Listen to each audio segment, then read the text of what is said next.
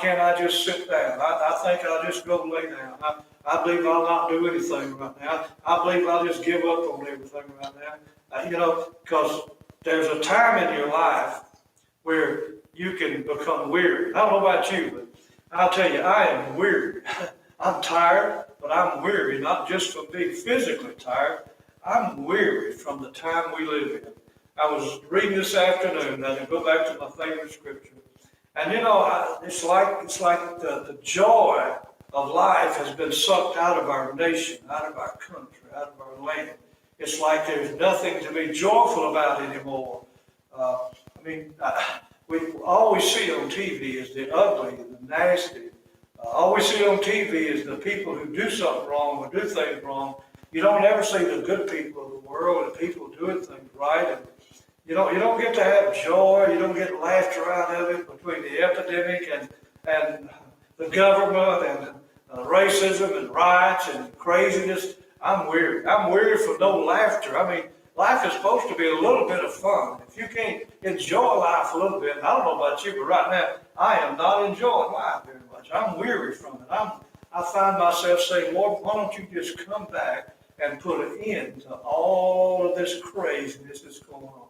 It's easy for us to get weary in our soul. And that's what he was talking about here, that there comes a time when we will get weary. But we've got to keep some things in perspective. But weariness is something that, we don't think about much until we're in it.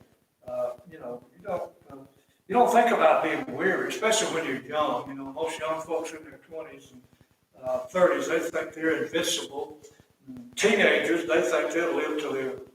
Matter of fact, most teenagers don't ever think about death. They think they're going to live forever. They live life like it's at no end. May I remind you, teenagers, something? I once was one, and I thought at that time too, but this is where I've learned. I was once young and now I'm old. It goes away quicker than you know it.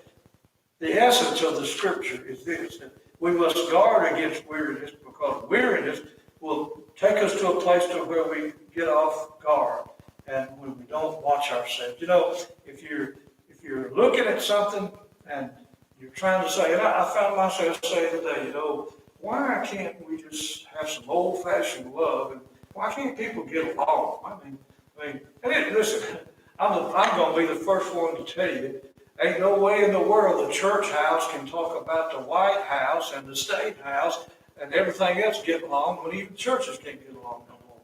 You got folks in churches going to argue and fuss, and we're supposed to be brothers and sisters in Christ. We ought to act like, because remember, I won't never forget, one of my kids asked me this one time. He come up just a little bit of that, come to me and said, Daddy, why do you call everybody brother and sister?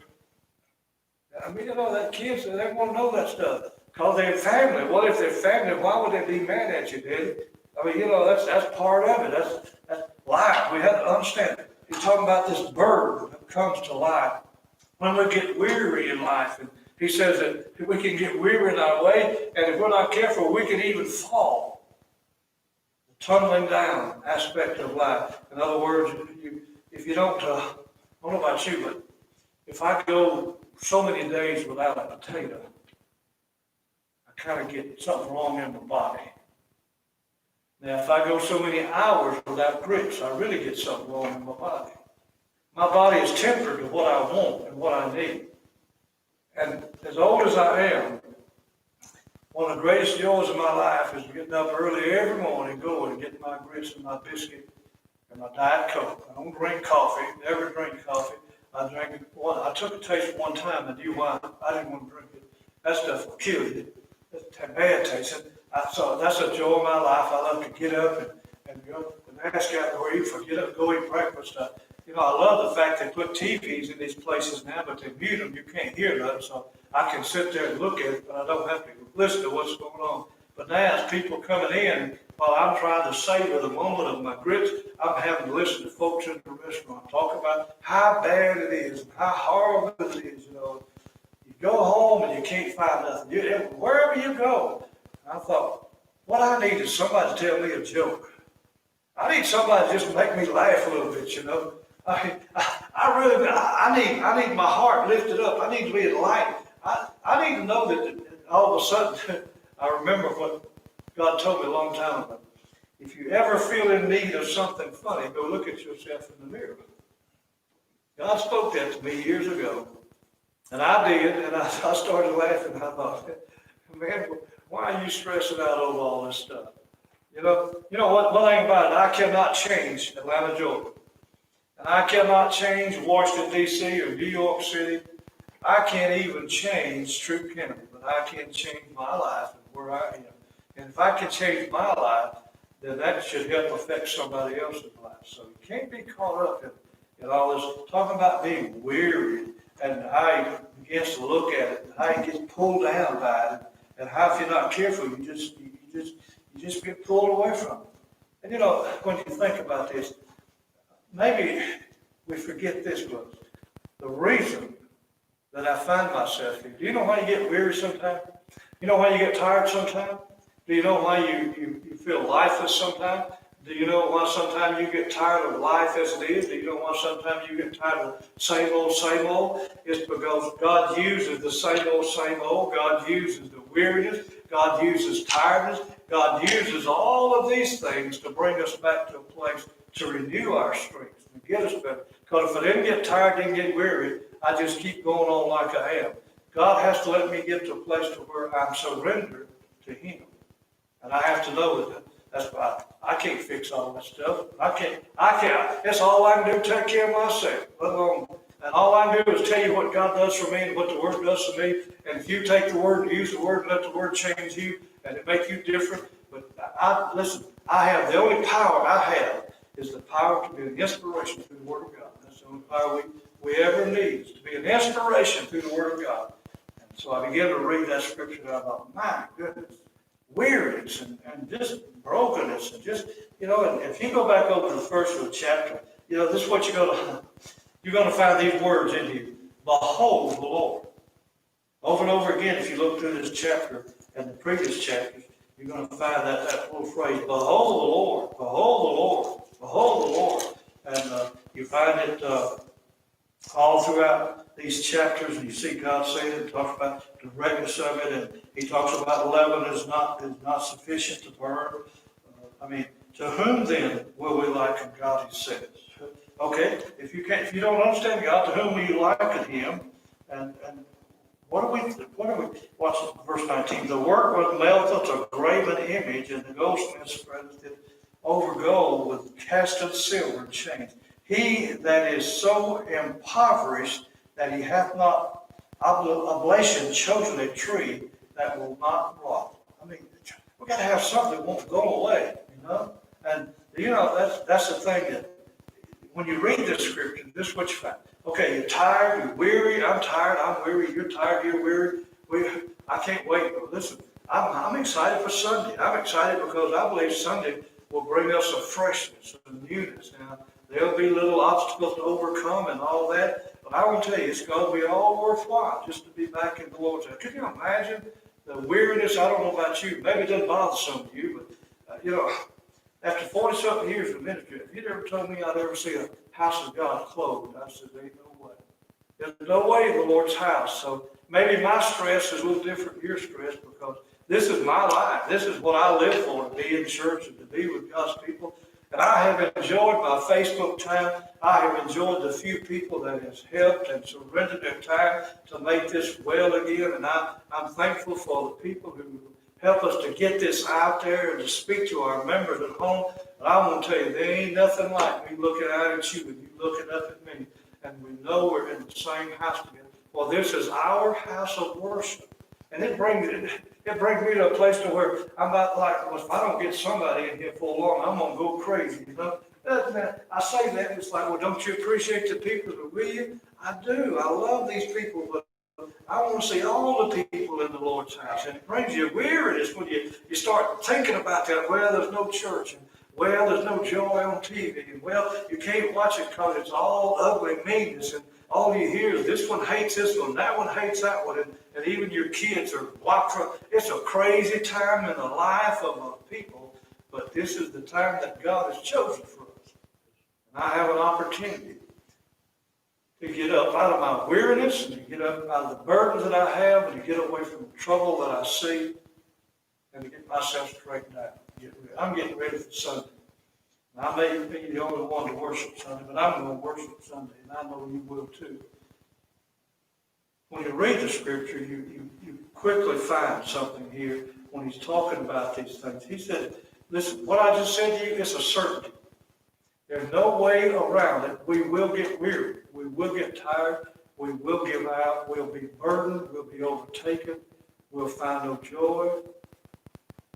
But we have to trust the Lord. And when I thought about what he was saying here, this is a certain thing. There's also other certainties in the scripture. I think most of all, when I think about being weary and being burdened, I think also it reminds me that there is hope in whatever I do in life. That no matter where I'm at now, there's hope. You know, what if you had no hope? Think about that just a minute. Like with Dr. F.G. Sampson, it has stayed with me through the years. To hope is to cope. Man, if you don't have hope, you can't deal with life. If you don't have hope, there's no way you can think that things are going to get better. If you don't have hope, then you're just stuck in this rut and you're seeing everything just go round and round and round and round and round. And we have no hope. But when we got hope, we got everything. Remember what Scripture says? We weep, but we weep not as those who have no hope. Now, we like to use that in a funeral message, but that wasn't intended for a funeral sermon. That scripture was written, if you want to go look it up, it was written for someone who was depressed and was giving up on life. Things were happening, bad things were going on. Life wasn't what they was expecting. And that's when the precious writer come and just said it like it was. You know, the hope is to cope. We cope with life through hope. What do we hope for? We hope for the evidence of things not seen.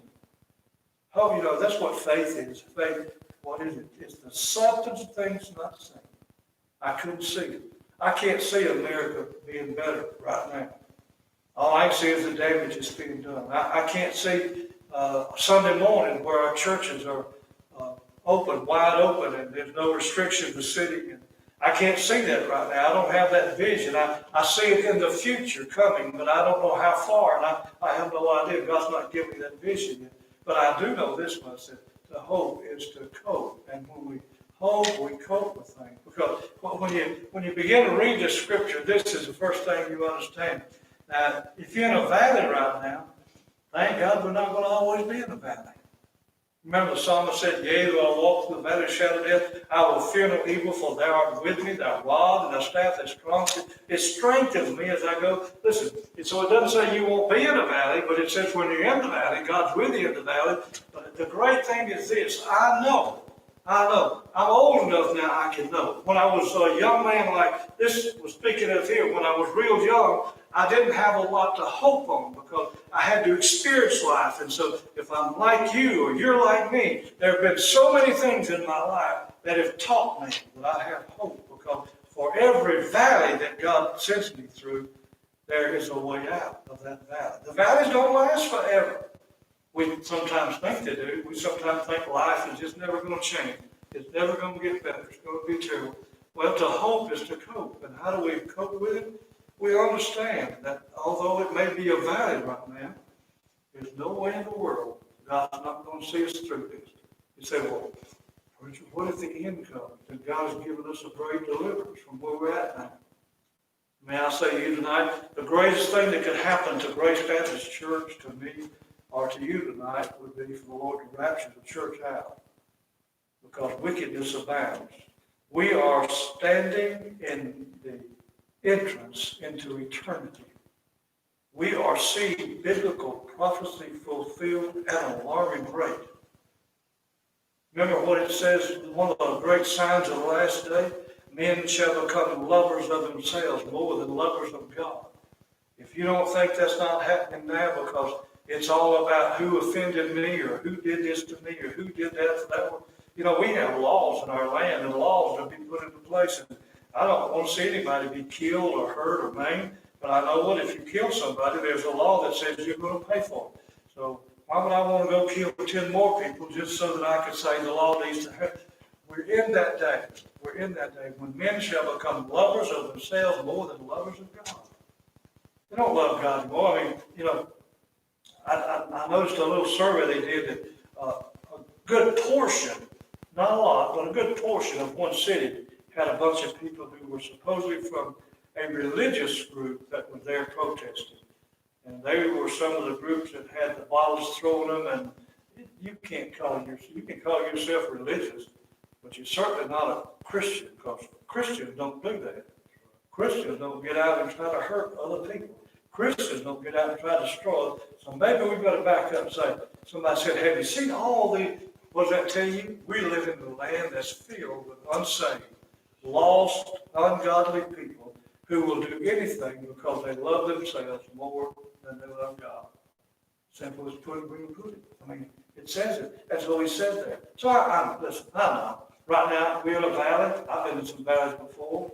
I was in valleys 2010, 11. I was in a valley 1999. I was in a valley in 1978. I've been in valleys. I've been in valleys since I've been here at Grace Baptist Church. And valleys come and valleys go. And you have to really fight and pull hard to keep your head above the cesspool of trouble. But if you do that, if you know this is just a valley, I love the way he puts it. Is, you know, I love to just take off. And, you know, somebody said, I hate driving to Atlanta. I said, why do you hate driving to Atlanta? I mean, the young people, they don't understand that. Well, I just wish we was close to Atlanta. All you got to do is get out here and get on the interstate and go straight to Atlanta. You ain't got to get off, go nowhere. You know, this is what I remember. I remember when the way to Atlanta used to be this. We used to have to go up Highway 29 and go up the back road, and we'd have to go as far as Newnan, but I go back even further than that. Fairburn, we had to go to Fairburn, Georgia, to catch the interstate. There wasn't no interstate down through here. There wasn't no 185, I-85 back then. I was thinking the other day, I remember all the turns and twists you had to make to get into Atlanta. Now it's just a straight way. You know, life can be crooked, man. Everything's not easy. Everything's not just life should be easy, and God tries to make it easy, but we get to these crooked places in life, and we get weary with it. My point is this. There's more people that go to Atlanta from LaGrange now than ever in the history. Why? Because the way has been made straight. A lot of folks used to wouldn't go because it was crooked. They want to drive them back roads. Women couldn't drive it, men wouldn't take it. That's just the way it was. Life was hard, it was crooked. You know, life can be real hard sometimes. I guess right now, even though I can't feel my feet, if I were to take my shoes off and you were to put me out here in this yard, I'd just lay down on the ground and cry. Now, can you remember this when you was a little kid? See, talking about young teenagers here.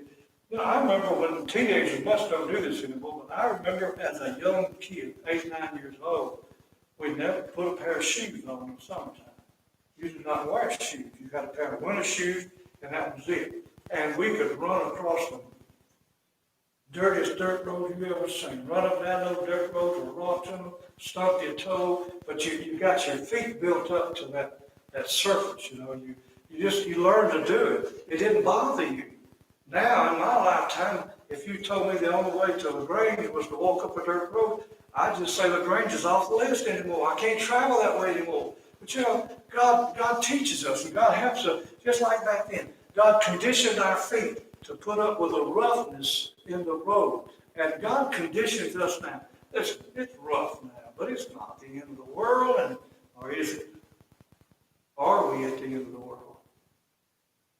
Have you ever read Ezekiel clearly, the book of Daniel clearly? Have you ever read Revelation and really understood the timeline given in Revelation? I don't think I have to preach much on what's coming because he's on his way. He's headed this way. He's coming this way. I have said since I began the ministry that I would live to see the rapture of the church. And I reminded myself today how tired I was, how weary I was, how tired I was of people not listening, how tired I was, it didn't matter what you preached, people didn't care.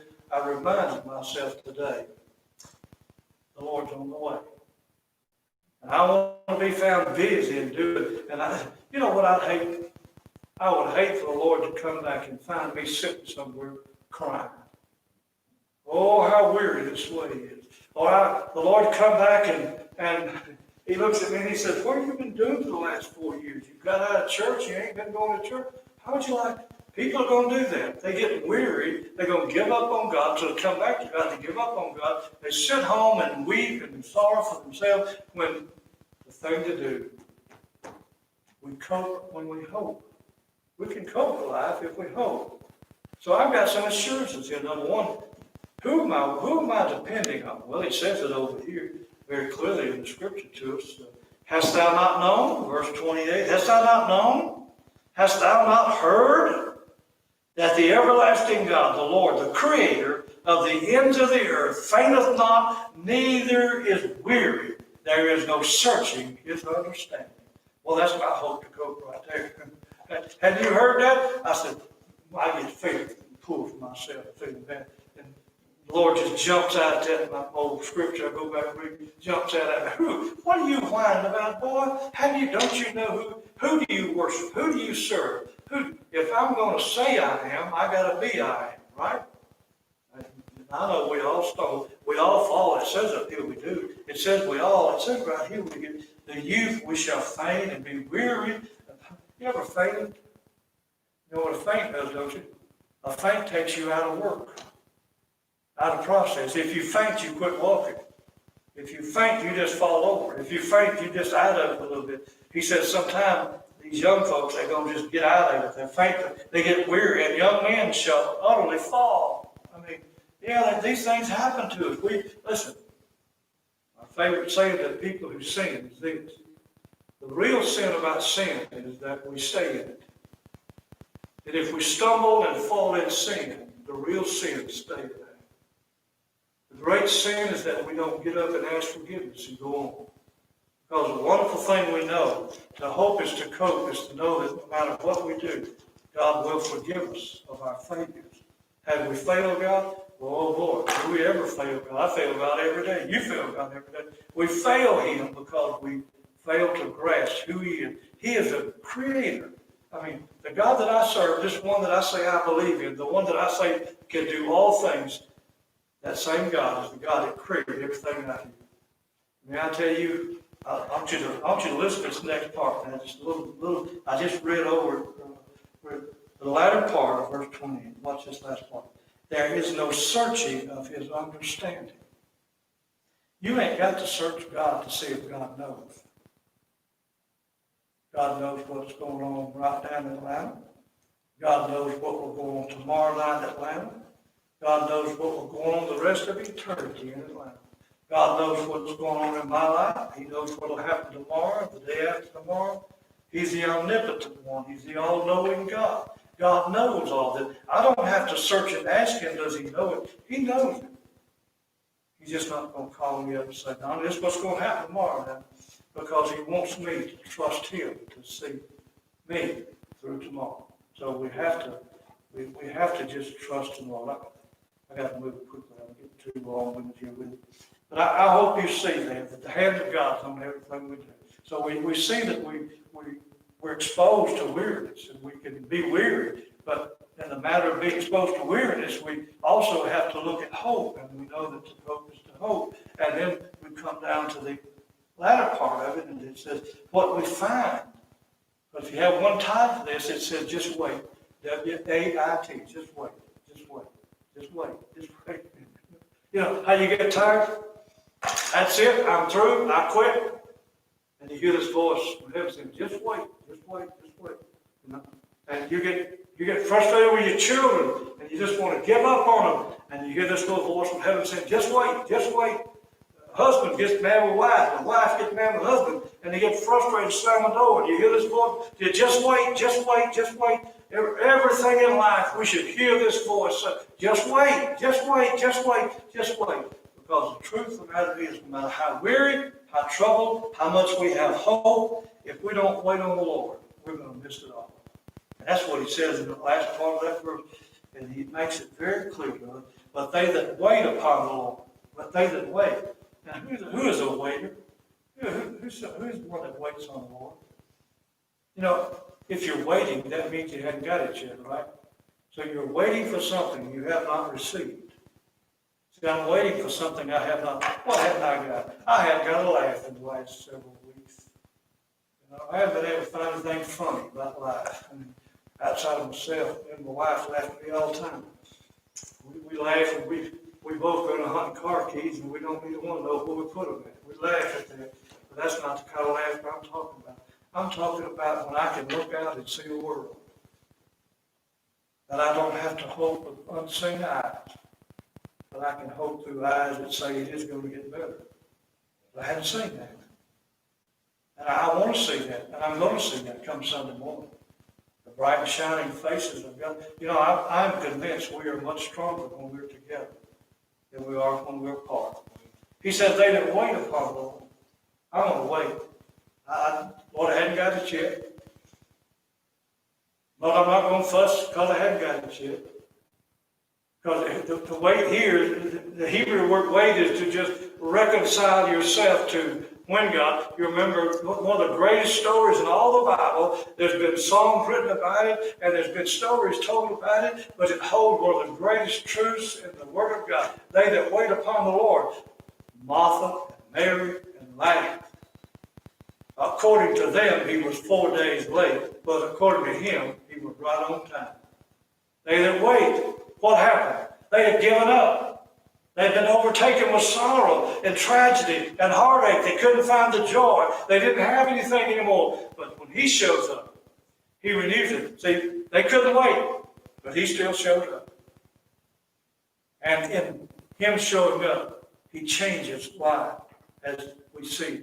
He changed it. Hey, Lazarus, get out of there, boy, come here. What a change that was from 1 minute a family is dead, the next minute it's alive. Why? There was a waiting process. The wait means that we wait on him. It's not when I think it should happen. It's when God says it should happen. And if I'm waiting on him, I'm not going to demand of him when it should be. I will truthfully say to him, Lord, it's in your hands, and I will wait upon you. Because when we wait upon him, there are three things that happen. And I'll close with this tonight. It's the easiest thing in the world to read, and the easiest thing in the world. They that wait upon the Lord, what? Shall renew their strength. They shall mount up with wings as eagles. Now, what does an eagle do? An old eagle spreads his big old wide wings, and he soars, doesn't he? When it says you shall mount up with wings of an eagle, that means you will soar above your problem. You'll rise above. Can you picture that eagle? That eagle just begins to lift up. You know, I studied that one time about how eagles do that, how they have their big old wingspan, and they'll catch the wind draft, and they'll just begin to soar and get above everything. And the eagles look down. Listen, that's what he's saying to me and you. If I wait upon the Lord, I will rise above my problems, and I'll get above it.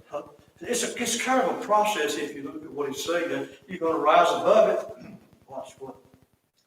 Watch this. And you shall run and not be weary. You remember that? I ran track in high school. Did y'all know I was a long distance runner in high school? I didn't run the quarter mile. I didn't run the mile. I ran the 2 mile in high school. I was a long distance runner in high school. And I don't know who taught me any of that, but I had this wonderful capability. I could just run and run and run and run and run and run. I may not have been the fastest, but I kept on running. And it says you'll run and not be weary. Have you ever tried to do something and you get weary and you can't do it? You know, when you're trying to overcome something and you're tired, you can't do it. And he's saying to me, not only will I rise above my problem, but I will have the strength to endure my problem. I can run and not be weary. And I love the last part. He says, and we'll walk and faint not. There ain't no way I'm quitting. There ain't no way I'm giving up. I'm going to keep on walking. I'm going to keep on going. I'm going to keep on pushing. And come this Sunday, I'll keep on worshiping and keep on praising him. And somewhere down the road, we'll all see him come again.